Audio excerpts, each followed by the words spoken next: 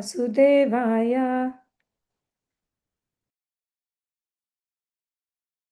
Vridotaro eva lobho dharmastano dharmapatosya prishtham kastasya medhram vrishano cha mitro kukshi samudra girayosti sangha. Synonyms: Vrida, modesty; Uttara, upper; Oshtha, lip; Adraha, chin; Eva, certainly; Lobha, hankering; Dharma, religion; Sthana, breast; Adharma, irreligion; Pataha, way; Asya, his; Prishtham, back; Kaha, Brahma; Tasya, his; Medhram, genitals; Vrishano, testicles; Cha, also; Mitro, the Mitra Varunas; Kukshi, waist; Samudra, the oceans; Giraya, the hills; Ashti, bones; Sangaha, stack. Translation and purport by His Divine Grace A.C. Bhaktivedanta Swami Srila Prabhupada. Srila Prabhupada ki Jai. Modesty is the upper portion of his lips, hankering is his chin, religion is the breast of the Lord, and irreligion is his back. Brahmaji, who generates all living beings in the material world, is his genitals, and the Mitra Varunas are his two testicles. The ocean is his waist, and the hills and mountains are the stacks of his bones. Would anybody like to read the purport, please? Hare Krishna, Mataji. May I read the purport? Yes, please. Thank you. The Supreme Lord is not impersonal, as misconceived by less intelligent thinkers. Rather, he is the Supreme Person, as confirmed in all authentic Vedic literatures, but his personality is different from what we can conceive. It is stated here that Brahmaji acts as his genitals and that the Mitra Varunas are his two testicles. This means that a person he is complete with all bodily organs, but they are of different types with different potencies. When the Lord is described as impersonal, therefore it should be understood that his personality is not exactly the type of personality found within our imperfect speculation. One can, however, worship the Lord even by seeing the hills and mountains or the ocean and the sky as the different parts and parcel of the gigantic body of the Lord. The Virat Purusa, the Virat Rupa, has exhibited by Lord Krishna to Arjuna, is a challenge to the unbelievers. Hare Krishna, Mataji. Thank you. Yeah, thank you. Om Jnanatirandasya Jnananjanashalakaya Chakshurunmilitam Yena Tasmai Shri Gurave Namaha. Namo Vishnupadaya Krishna Prasthaya Bhutale Srimate Bhakti Vedanta Swami Niti Namine. Namaste Saraswati Deve Gauravani Pracharine Nirvishesha Shunyavadi Paschatadeshatarine Shri Krishna Chaitanya Prabhu Nityananda Shri Advaita Gadadhar Shivasadi Gaura Bhakta Vrinda. Hare Krishna, Krishna Krishna, Hare Hare, Hare Ram, Ram Ram, Hare Hare. So we can see that we are getting into such great details of understanding the universal forms. Now, the universal form, Chaitanya Charan Prabhu says, can be understood in two ways. The first one is revelation. Now, what is revelation? Revelation is when a transcendental vision or a spiritual vision is granted to a particular personality by God. For example, Arjuna, Krishna had revealed the universal form to him through revelation by granting him spiritual vision. Similarly to Maya Yashoda, Krishna had again showed the universal form in his mouth. That was again a transcendental revelation because she got the vision. Same goes for the sage Utanka after the Mahabharat war when he questioned Krishna about being God. So we can see this is when a special spiritual vision has been granted. It is not a product of imagination, but it is a direct revelation. That is one way of seeing the universal form. The other one is, the second one is conceptualization. This is when seekers meditate on the universal form, on the universe as a body of God. So the entire universe is being meditated upon. And the different yogis visualize on different parts of the universe as the limbs of Krishna, as the limbs of the divine. For examples, we can already see over here, mountains are nothing but the stacks of God's bones. Rivers and oceans are his waist. So we can see such conceptualization taking place. Right now, this is what it is called. The chapter is called the first step in God realization. When there is a meditation on the universal form, it is especially there for neophytes, for transcendentalists who are coming from impersonalism, so that Bhagavatam can actually bring them to a stage for them to understand that God is personal. Because once that is understood, that God is personal, that's when the next step of the relationship can be established. So we are expecting a shift of consciousness when we understand the universal form. Right?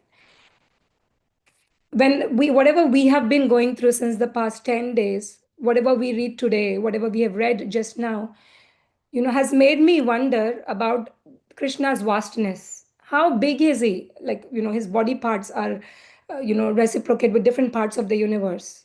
It also helped me understand how minute I am.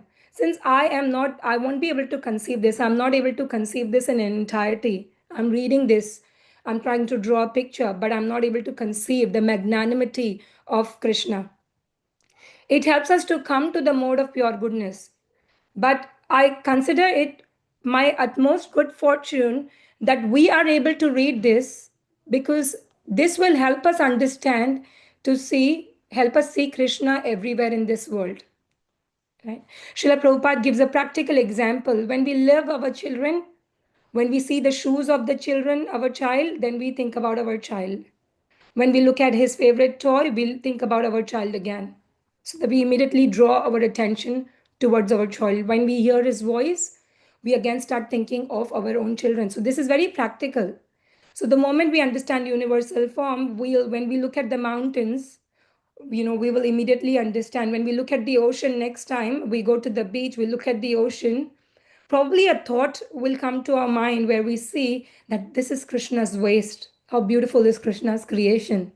If those thoughts come to us, that is why we have to read this, understand this, and remember this. One may understand. I was um, discussing the Virat Swarup with my kids last night, and we started to write down everything. We made a table where we wrote down the body parts and what every body part in the universe represent. And the question came was, why do we need to remember all of these things? What's the point of remembering and understanding all of these things? Well, I know Krishna is God, but what's the point of getting into such details where we have to understand this is Satya Loka and this is different types of lokas? Why are we understanding this? And at that point in time, what came to my mind was something that Shamananda Prabhu had said, that if it's a actor, say a Bollywood actor, right, Amitabh Bachchan, we will know his name, his father's name, his kid's name, his wife's name, what is going on in his life. We will remember the house he lives in. We will know the name of his house that he is living in. We'll remember the suburb he is living in.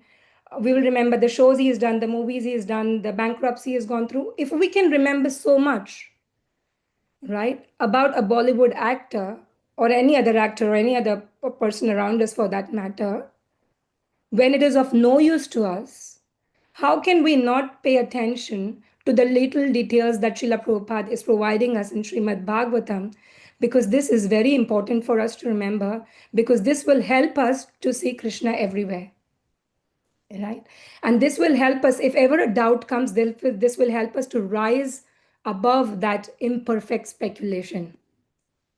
So beautifully in this text, we can see the modesty is reciprocating with the Lord's upper lips. Urmila Mataji says, often when we are shy, we press our lips together. And when we press our lips together, our lips look thinner. or we press our lower teeth, we softly bite it with the upper lip. So Krishna is also modest, although he's the creator, the maintainer, but he hides himself so that we can imagine that this glorious, nature has come into being by Mother Earth, by her own accord. In his pastimes as well, in Krishna's pastime, we can see that he often pushes his devotees forward to get the credit. He never takes the credit. He always pushes the devotees forward. Prime example is Arjuna himself. Urmila Mataji says, while Krishna sometimes modestly looks down upon each one of us, he moves the upper portion of his lips. He is grateful when we acknowledge his craftsmanship. He is grateful when we acknowledge his power, his grace, his intelligence, both in this world and also in his pastimes. So they both are important, right? Consider Govardhan Leela, for example, when the people of Vrindavan were about to perform the traditional yagna, right, to satisfy Indra. What did Krishna do? He redirected the Vrindavan Vasis towards Govardhan hill, saying it was the hill, not Indra, that gave them rain and nourishment. Later, when Indra became angry, it was Krishna who lifted the Govardhan hill. But again, what did Krishna say? It is Govardhan who's protecting you. So Krishna actually hid his own divinity and gave all the credit to the hill. That hill is again a form of nature. We can see in this text very beautifully, it says, hankering is his chin. Hankering, such an important term. Hankering means to have a strong desire to have something. In English, we hear a phrase called sticking one's chin out. Sticking one's chin out means to show determination in getting what we want to do, what is right. In the material life, we hanker for love, we hanker for money, we hanker for kids, family, friends.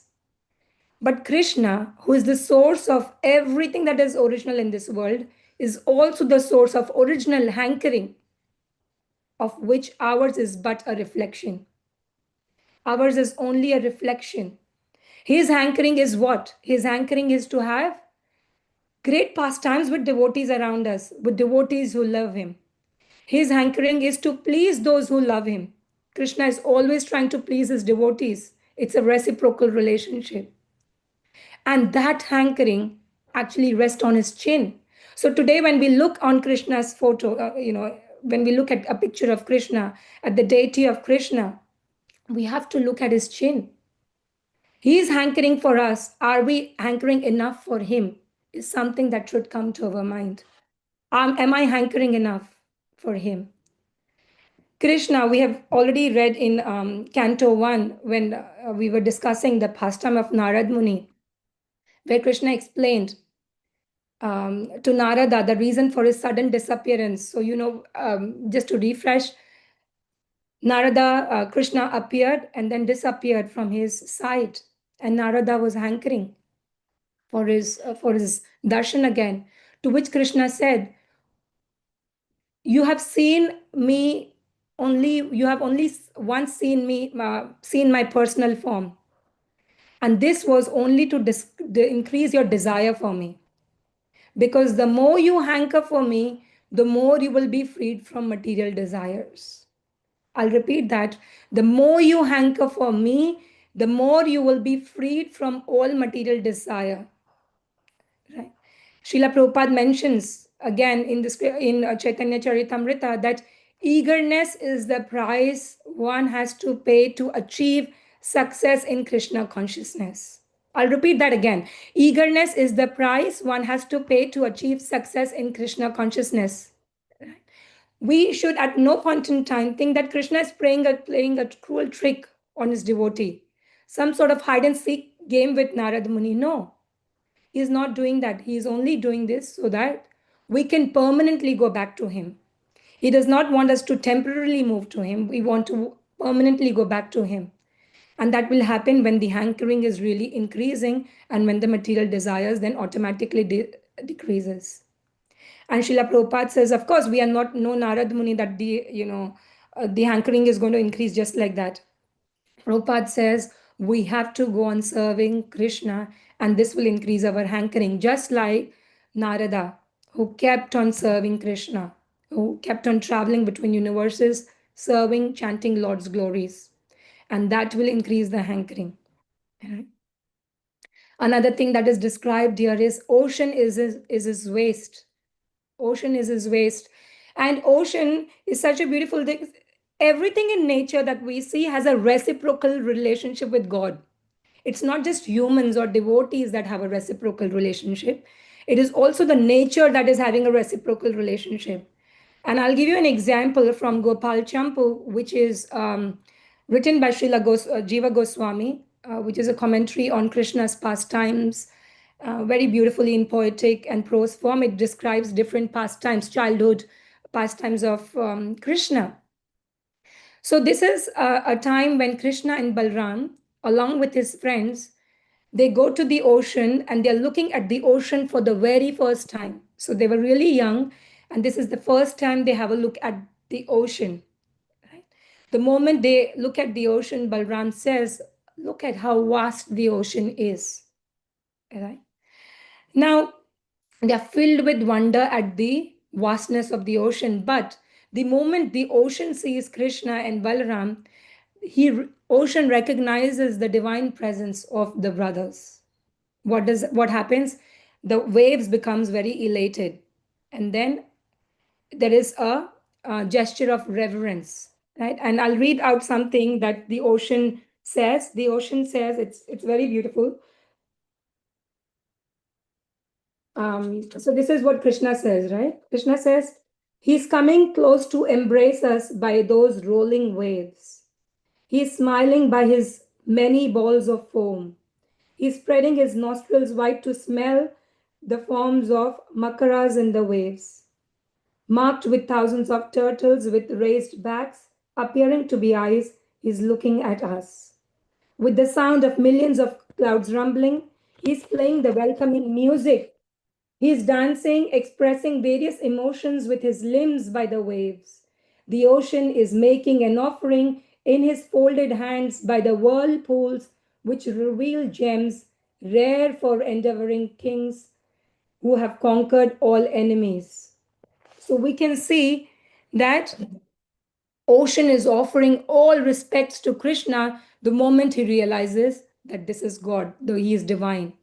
So, this pastime, when Krishna and Balram look at the ocean for the first time, is not just a depiction of Krishna's childhood adventure, right? It actually illustrates a very powerful point. It illustrates a profound connection between Krishna and the natural world. It again reinforces what we are learning right now, the description of Virat Purusha, that every element of nature, be it ocean, mountains, rivers, is a part of Krishna's body, is a part of Krishna's cosmic body. And just as the ocean honored Krishna as a child, everything in the nature is very naturally inclined to serve and glorify him. Right? Next time when we see Krishna, when we see look at the ocean, like I said earlier, the waves, the current, we should think about Krishna's energy. We should glorify Krishna. We can see the mountains have been described as stacks of bones. What is the role of a bone in a human body? The human body will hold up the bones will hold up the human body. Similarly, the mountains hold up the earth. So when we look at Himalayas, we think about Krishna's strength. When we look at Govardhan's hill, we think about Krishna's love. When we look at any other mountain around us, we think about Krishna's form. We think about the stacks of bones. And this is even confirmed not just by humans, right? This is not something ordinary that we are reading. It's not just confirmed by some it's also confirmed by demigods, which is headed by Indra in Brihad Bhagavatam. In Brihad Bhagavatam, part 1, chapter 2, Indra praises Krishna. And when he is praising Krishna, he is especially praising the mountains and the oceans as a part of his universal form. He talks about Krishna's omnipresence, right? And he talks about how this is not human imagination. He is acknowledging, he's acknowledging everything about Krishna. as a part of his universal form. So even demigods are very much acknowledging the universal form, and this is what they see as well. The very last sentence in the purport says, the Virat Rupa as exhibited by Lord Krishna to Arjun is a challenge to the unbelievers. Right? We can rightly understand why, right? When Arjuna saw the universal form, Arjuna was completely overwhelmed, perplexed. He trembled in awe and he started offering prayers. Imagine this, okay? Arjuna is on the battlefield of Kurukshetra. All his life, Krishna has been his friend. Now, on the battlefield, he's seeking Krishna's guidance. But then Krishna says, behold my universal form. And suddenly, Arjuna gets a vision unlike, he gets spiritual visions, and something he sees, something that is never imagined. At first, he's awestruck, he's thrilled. Why is he thrilled? Because he can see the vastness, the grandness, the infinite expansion, the countless forms of Krishna, the countless arms, the countless eyes. So at first, he's in awe and reverence. But suddenly, the vision too quickly becomes very intense. The Virat Rupa begins to show the battlefield. And he's not just seeing the battlefield, he's seeing battlefield in a new light. What is happening? The warriors, the soldiers are emerging from the fire from Krishna's thousands of mouths, which is talking about the something inevitable. It is talking about death. And at that point in time, Arjun starts to tremble in fear and cries, who are you? Who are you? And this experience actually leaves Arjuna completely bewildered. Right? To simply understand this, to simply understand what Krishna saw, what Arjuna saw, um, it's like when you sit down and watch a movie, right? You think that it's going to be a light-hearted romantic comedy is what you're watching. Suddenly, the movie shifts into an action film, and you're like, okay, I can still probably watch it. And then the movie shifts into a horror movie, and a terrifying monster appears, and um, not just in your screen, but in your own neighborhood, and you try to escape, but there is no control. You cannot, you take the remote, you're trying to switch off the TV, but it's not turning off, and you have no control. All you have to do is watch. This is exactly how Arjuna felt. We begin as admiration for Krishna's form, but it suddenly starts to become a Virat Rupa, which is beyond our ordinary perception. Right? Ordinary human senses cannot understand Virat Rupa. And at least we as devotees, we are very fortunate that we get to read about this Virat Swarup, and we actually believe in it. We have complete faith that whatever is Bhagavatam is saying is true. We have complete faith that when they say that ocean is the waste, we believe in it. But for example, for someone who does not believe in God, this vision is a big challenge. Someone who believes in seeing everything, who are skeptics by nature, this omnipotence is something that they cannot fathom. Right? An interesting example is a few years ago, not a few years ago, during Srila Prabhupada's time in Russia, there was a court case. And in the court case in Russia, this was the time when Krishna consciousness was taking over, right? And as Krishna consciousness taking over, the Russians became really fearful that this religion is going to take over, entirely the Russia, and they were attempting to ban Bhagavad Gita. And how were they attempting? What were the legal battle fought on? Critics claimed it to be a cannibalistic god. Why cannibalistic god? Because they started misinterpreting the universal form quite literally.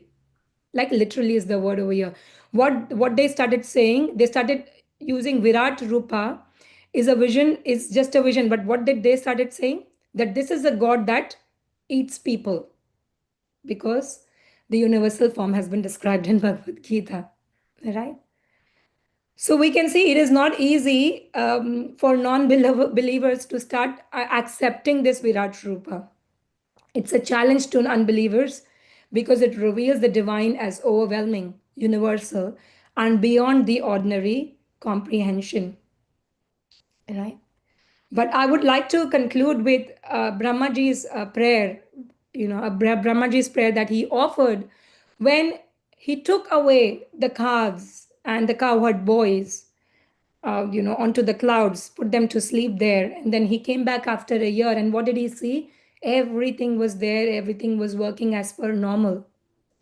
And what did Brahmaji at that point in time, when he realized how small he is, he started offering a prayer in Canto 10. He started saying, Kwaham tamo mahad aham ka charagnivarbhu samveshti nanda gata sapta vitashtikaya Kvedrag vivagi ganitanda paranucharya vatadvaro ma vivarasya chate mahitvam.